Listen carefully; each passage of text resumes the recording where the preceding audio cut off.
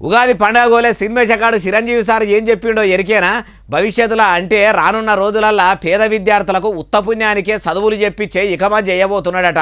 ఆ చదువు కూడా ఎట్లుంటుందంటే ఆగారం ఫౌండేషన్ పెట్టి సూర్య సారు చెప్పిస్తున్న చదువు లెక్కనే ఉంటుందట. కావాలంటే చిరంజీవి సార్ మాటలని ఈనుండ్రి. అయ్యా, మెగాస్టార్గా పేరు తెచ్చుకున్న చిరంజీవి సారు ఇక చెప్పుర్రి. ఫ్యూచర్లో నేను పూర్ పీపుల్కి ఎడ్యుకేషన్ కూడా ఎలా ఇవ్వగలగాలి, వాళ్ళు ఇవ్వగలిగితే ఒక వ్యక్తి ఒక కుటుంబంలో విద్యావంతుడైతే ఆ కుటుంబం బాగుపడుతుంది.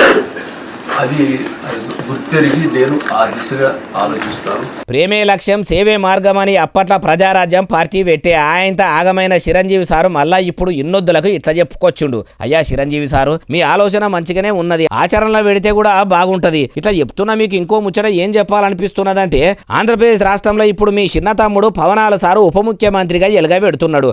ఆడ కూడా పేద పిల్లలు చాలా మంది ప్రైవేట్ స్కూళ్ళల్లో లచ్చల ఫీజులు పోసి చదువుకోలేక గవర్నమెంట్ స్కూళ్ళల్లో హాస్టళ్లల్లో సవలతులు చక్కగా లేక చాలా గోసలు పడుతుర్రు. మీ తమ్ముడు పాలనగిరి చేస్తున్నప్పటి సంది కూడా ఏ బల్లె చదువులు చక్కగా చెప్పక సౌకర్యాలు మంచిగా లేక ఎంతో మంది పిల్లలకు అవస్థలున్నాయి. మీ భవిష్యత్తు ఆలోచన ఆచరణలో పెట్టేందుకు ఇంకా టైం పడుతుంది. కాబట్టి మీ తమ్మునికే ఓ ఫోన్ కొట్టి అన్ని సర్కారు బడుల చదువులు మంచిగా చెప్పించేటట్టు, సౌలతులు చక్కదనంగా ఉండేటట్టు, మీ మనమలు తిన్నట్టే ఆ పేద పిల్లలు కూడా మంచి తిండి తినేటట్టు, మీ పిల్లలు చదువుకునేటట్టు కాకుండా ఎంతో కొంత ఏర్పాట్లు చేయమని చెప్పకపోయినరు. అన్నే చెప్పిన మాట తమ్ముడు వినకుండా ఉంటాడా? ఒక్కసారి చదువుల మంత్రి లోకేషన్ సార్ను పిలుచుకొని ఒక మాట చెప్తే మీరు భవిష్యత్తులో ఉచిత విద్యను అందించుడు కాదు, కూటమి ప్రభుత్వమే మంచిగా అందిస్తుంది.